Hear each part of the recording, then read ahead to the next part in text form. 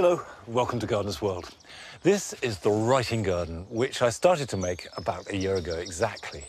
Of course, this means that the way that it looks now is fresh and new. It hasn't done a full 12-month cycle. So to see these white daffodils, this is a variety called Thalia, come through and looking really good is a thrill. The soil here is very heavy. And after last winter, it's also very wet. And mushroom compost is exceptionally good at lightening heavy soil. It's got lime in it and it breaks down the clay. Any kind of mulch will keep in moisture, so what's in the ground will then work its way to the plants rather than evaporating, and also it's the best way to suppress weeds. So if you haven't mulched your borders, I would advise that that was the single most important thing to be getting on with now.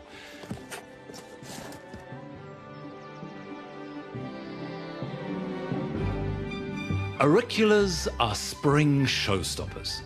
And this week we meet a collector with a passion for these floral prima donnas. If you look at them, they're all little faces looking at you. They are the stars. From the elegantly dainty to big and blousy, camellias come in many forms, and Carol meets a world authority. It's not really a job, it's a way of life. And you wake up in the morning and I look out and you think, wow, spring's on its way. Yeah, exactly. And I'll be starting to restock and rejuvenate my dry garden with tips on how to select and place plants to maximum effect.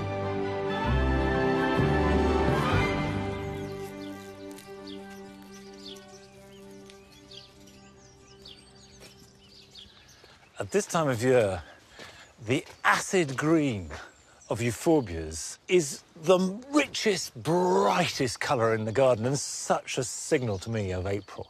This is Euphorbia coraceus wolfenii, one of the biggest, and has got these fantastic columns of bracts. These are not actually the flowers, they're bracts. The flowers are tiny in there.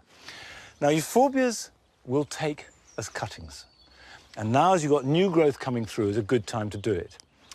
But wear gloves, because as soon as you cut into them, they exude a latex. And that latex is toxic, and your skin will react with them. So just be a little bit careful. This is probably the only time you'll ever see me wearing gloves for gardening. But euphorbias are a special case. OK, now I'm protected. What I'm looking for are nice, healthy, new shoots. And I'm just going to take a couple, so I'm not taking too much of next year's growth. Now, can you see, as soon as you cut it, it's got a milky latex, and it's that irritates. And that's what the gloves are all about, not the plant itself. OK, I'm going to take one more from here. Always, when you're taking cuttings, use a polythene bag, because essentially, this is surgery.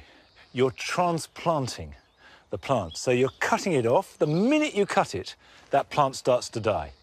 And everything you can do to delay the dying will increase the chance of new roots coming and living.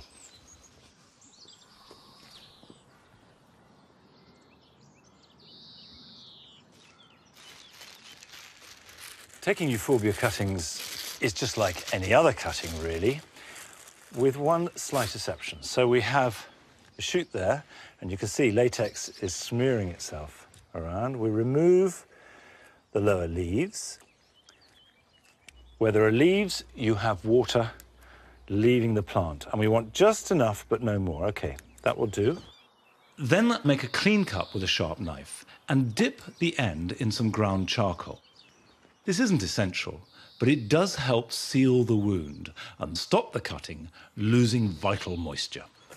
For any cuttings, always use a very freely drained compost, doesn't matter what type, and push it down the edge, or in this case, in the corner. And the reason for that is against the sides, it dries out less quickly. So pop that in like that.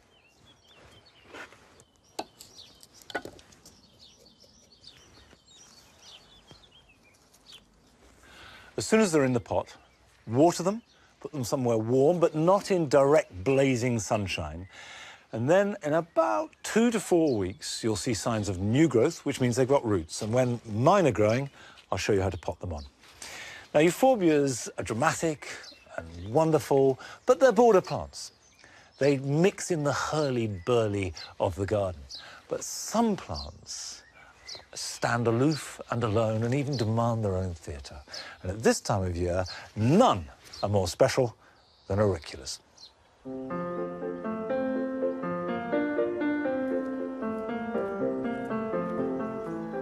I am a freelance writer and my garden is a great joy to me. So I'm devoting more time to the smaller things which give a lot of pleasure, and the auriculas are a perfect example.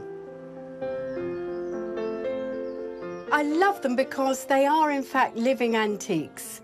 They have been bred to get them more and more refined and more different.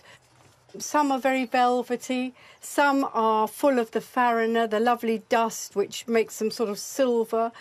This is one that's been bred by someone fairly recently, quite unusual, a new type of auricula. They do require quite a lot of fussing, you know, but that is relaxing. That is part of the fun of having them, that they're almost more like having pets.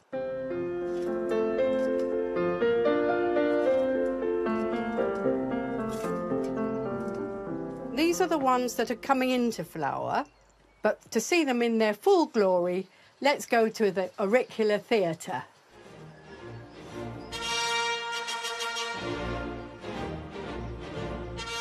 There's a reference by John Evelyn in about 1690 or even earlier, and where he describes auriculas being shown theatrically. The need was there to cover, so that the rain didn't wash them and make them splodgy. If you look at them, they're all little faces looking at you. They are the stars.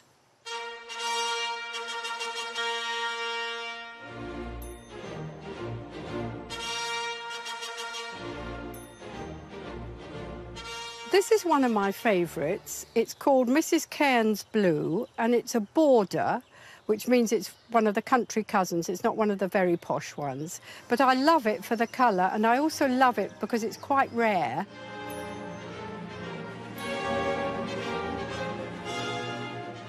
That's a good example of a double. And it's a nice acid yellow, and it's called Forest Sunlight. This is one of the much more traditional ones that were beloved of growers throughout history. It's white wings. This one is particularly interesting because it's what they call a hose in hose. In other words, you're getting two flower formations. It's an Elizabethan term, and that came from the stockings that they used to wear, which were one pair tucked into another pair. All these plants are extremely artificial and are arrived at by a grower just selecting what he wants. So if he wants stripes, he will find one that's a bit striped and then keep that and breed it with another one that's a bit striped, and so on and so forth.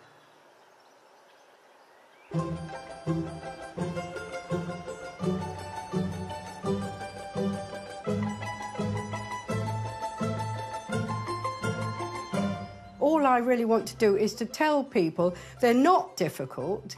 They're very suitable if you've got a tiny place or, you know, just a backyard. They look fantastic if they're displayed en masse. People are a little bit scared of them and they think they're going to be difficult and they're going to kill them. They're quite tough. They're alpine plants, after all.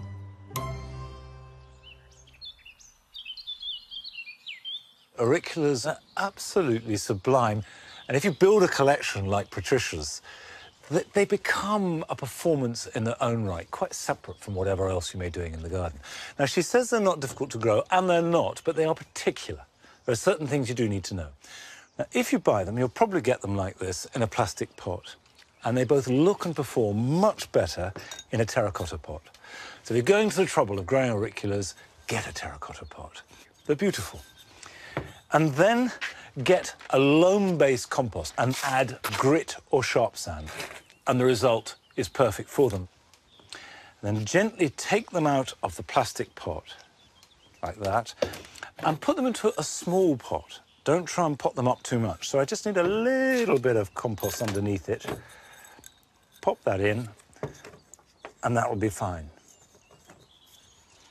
And that's all you have to do.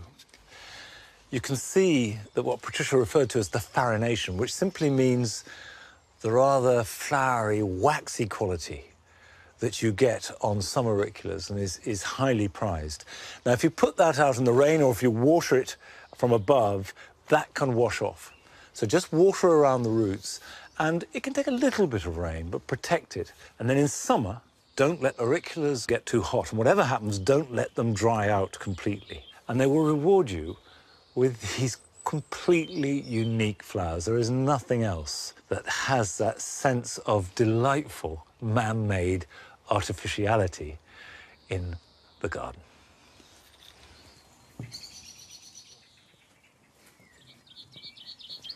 Come on. I know. It's good, isn't it? I've been experimenting quite a lot recently with soil blocks. I've used them for years, but then I stopped, and I've come back to them because, well, it'd be nice to do without the paraphernalia of all the plastic of raising seeds, and that's where soil blocks come in. Soil blocks are made using a soil blocker, and you can buy these online. This one costs about 15 quid, a pretty useful all-round size. And to use it, you have to make your own compost. But that's not complex, because bought compost can be part of it. If you buy a peat-free compost, that can make up 50% of the result. Then you have a bit of soil from your garden, but you need a binder. And this is where coir comes in. This is a block of coir. This is how you buy it. And you soak it in water, and it ends up looking like this. It breaks down, and it's a fairly friable, loose growing medium. And I've worked out a recipe which is fundamentally half coir, plus some soil from the garden, a bit of leaf mould, and a bit of garden compost. And on our website, you can get the actual recipe that I use. Mix it up, it's sieved, it's well mixed.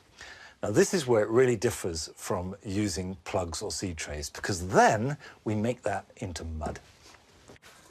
So I'll water it. And you have to experiment with this to see how much water to add. And mix it up so that it's wet enough that when I squeeze it in my hand, water actually runs out. Yep, there's water running out, and what I'm left with is holding together reasonably well.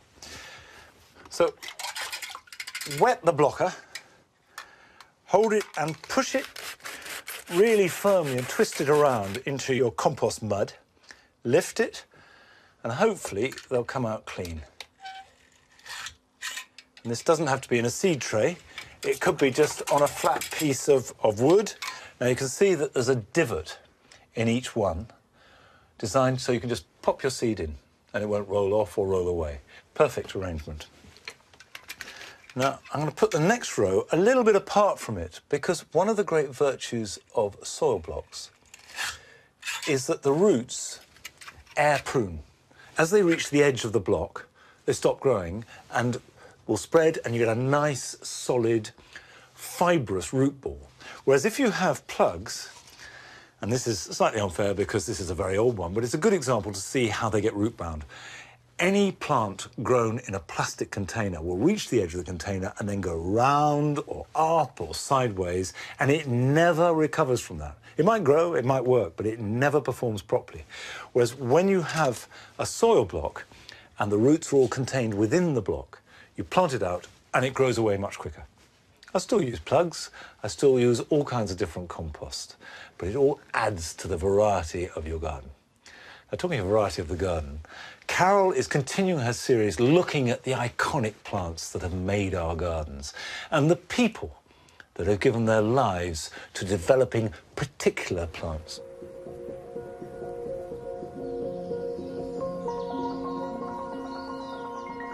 Sat in a valley that tumbles down to the sea, historical Abbotsbury Gardens are a subtropical paradise. Within its 20 acres, it nurtures some exquisite specimen camellias.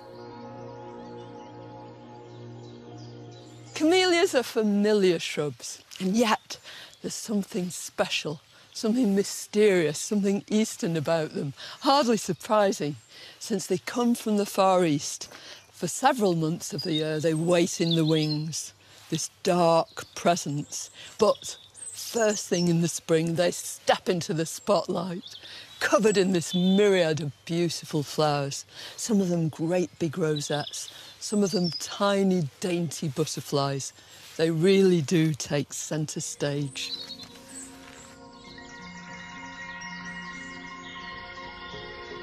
Jennifer Trehane, specialist camellia grower and world expert, has been visiting the gardens at Abbotsbury for over 40 years to admire their collection. I mean, you think of camellias as being shrubs, but a lot of these are trees, aren't they? Absolutely. This is how they grow if you don't actually prune them and keep them down to shape. But they've been at Abbotsbury for a long time, haven't they? Yes, these are all planted here in the 19th century. And this particular one... Which is beautiful. You love it, don't you? Yeah, I really do. And this is Alba plana, one of the first two japonica varieties to be brought into Britain on the tea clipper. Right. It came in the 1790s. It's still available now, actually. It stood the test of time. And didn't your father have quite a lot to do with popularising them? My father was absolutely key. He collected 1,000 different varieties from all over the world and tried and tested them first. That was very important to see how well they performed in the British Isles. Yeah. And you've continued that work. Well, I've tried, because I love my job. It's not really a job, it's a way of life. Because they really do just light up the They place. do. And you wake up in the morning and I look out and you think, wow, spring's on its way. Yeah, exactly.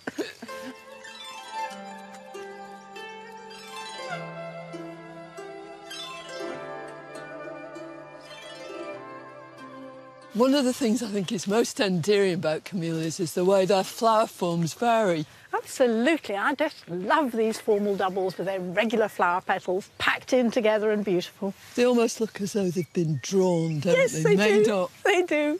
And they made wonderful buttonholes for the Victorian gentleman.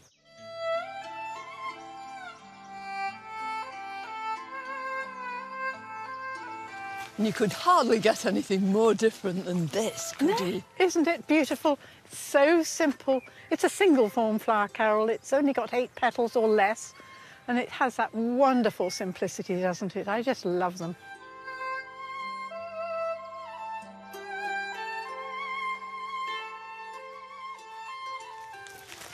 This is different again, isn't it? Yes, it's a completely different flower form. It's an anemone form camellia. And you can see why, because it has this very tight centre of petaloid stamens and this wonderful ring of true petals round it. It's almost like it can't make its mind up, isn't it? It is. But it's very lovely. This is only one of several different flower forms. There's plenty more.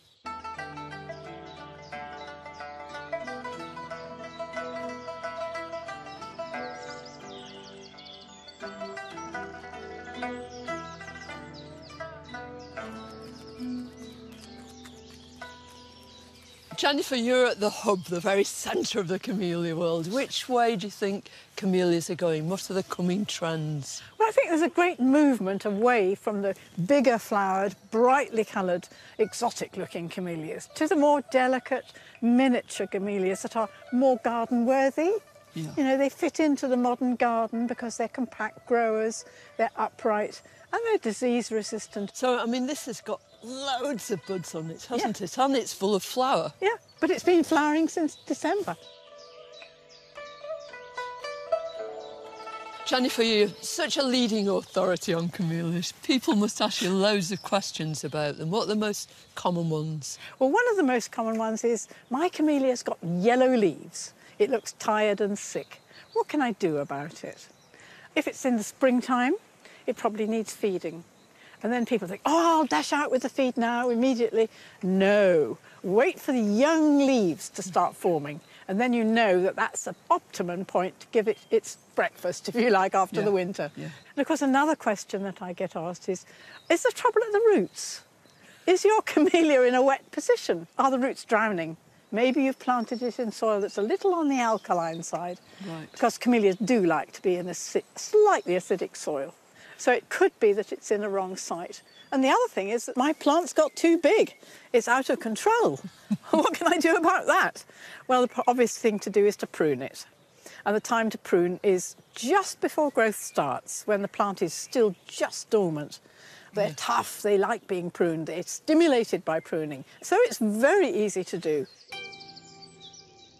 But meanwhile, when you've tackled all these problems, what's your advice about what to do with them this weekend? I think this weekend I would be enjoying them. Yeah. I would be looking at the blooms as I do out of my kitchen window and say, isn't spring a wonderful season? Yeah. You've got all these various flowers, colours, shapes, sizes, all within the one genus, the camellia.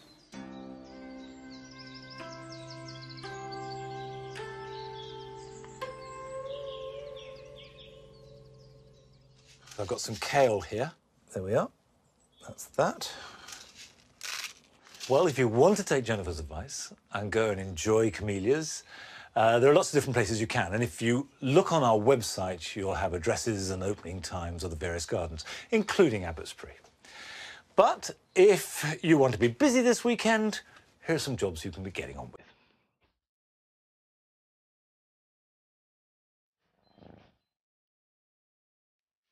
Shallots are delicious, and now's the best time to plant them as sets. Prepare the ground by forking it over and add a little compost. Then place each set with the roots facing down so half of it is buried. This will then multiply and produce a bunch of new shallots for harvesting in summer. Space the sets about 6 to 9 inches apart in rows or a grid, and then keep them weeded.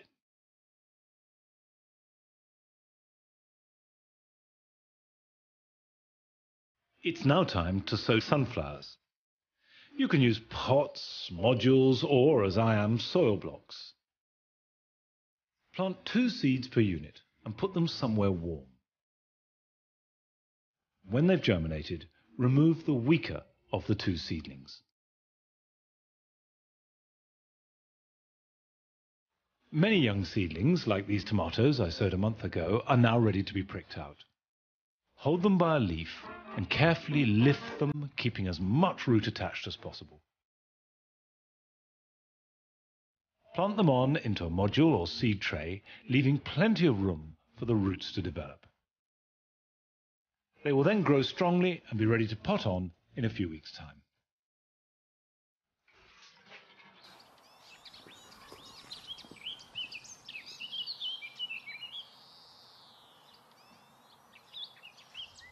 This is Clematis paniculata.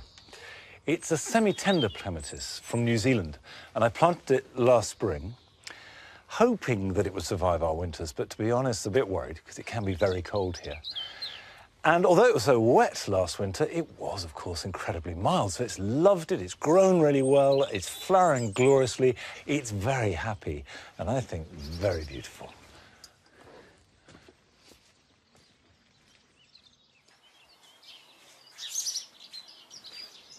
This is the dry garden, so called because it's got sun for most of the day, and also the soil drains really fast. And 2 weeks ago, I began taking all the plants out. All these plants came out of just these 2 bits of ground, and it's been dug over, weeded as best as we can, and it's now ready for replanting. And before I replant, I'm going to give this a little bit of refreshment. I'm adding compost, not very much, a thin layer to add bacteria and fungi to the soil, because that life provides the means for the plants to take up the nutrients.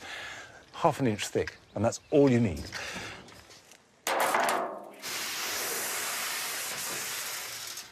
Having put compost on, I'm adding grit. The compost is refreshing the soil. It's not acting as a mulch, but the grit is improving drainage. Spread the gravel evenly over the whole area, so it's on top of the compost.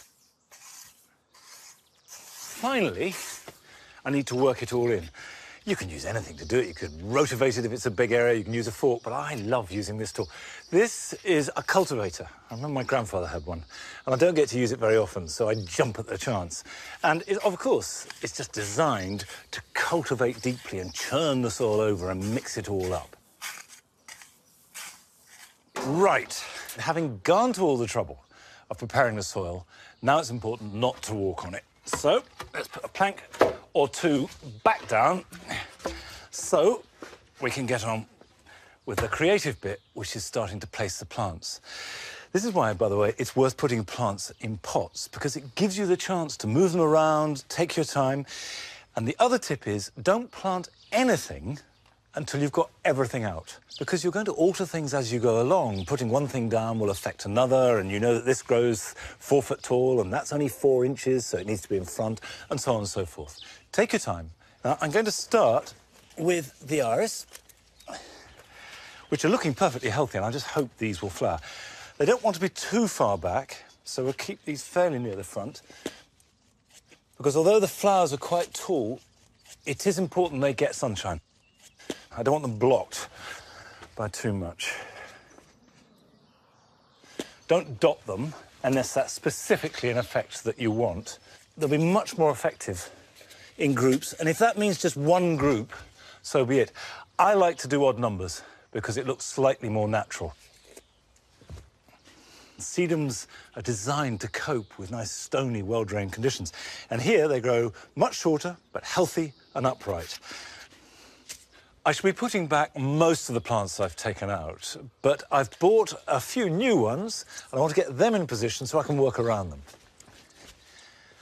Now, these are 3 very different plants. I've got a biennial, which is a Verbascum olympicum, really tall, loves tough conditions and got wonderful felted, woolly foliage. I've got a perennial. This is an Achillea moonshine, which is really my favourite Achillea because it's got a slight luminous white glow to the yellow flowers. And I've got a cistus. This is Cistus ladanifer, a shrub, which again loves baking sun and has got white flowers and slightly sticky foliage. Now the cistus, let's go fairly near the front, and getting all the sun, and the heat will radiate off the walls too, so somewhere around there.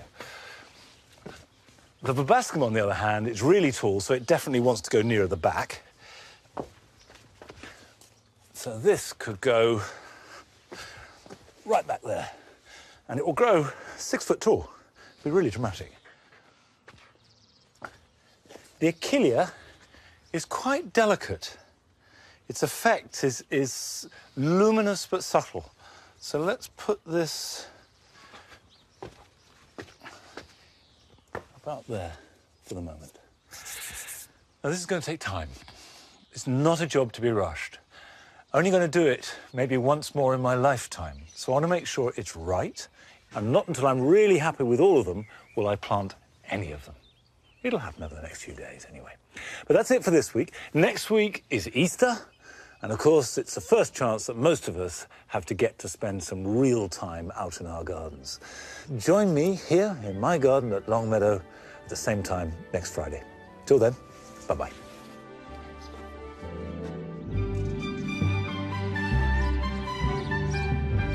Stunning photography in an unforgiving natural world next, as a pride of lions takes on elephants in Africa's giant killers. And later on BBC Two at 10, more smart talk as Rob and Steve continue with their journey in The Trip to Italy.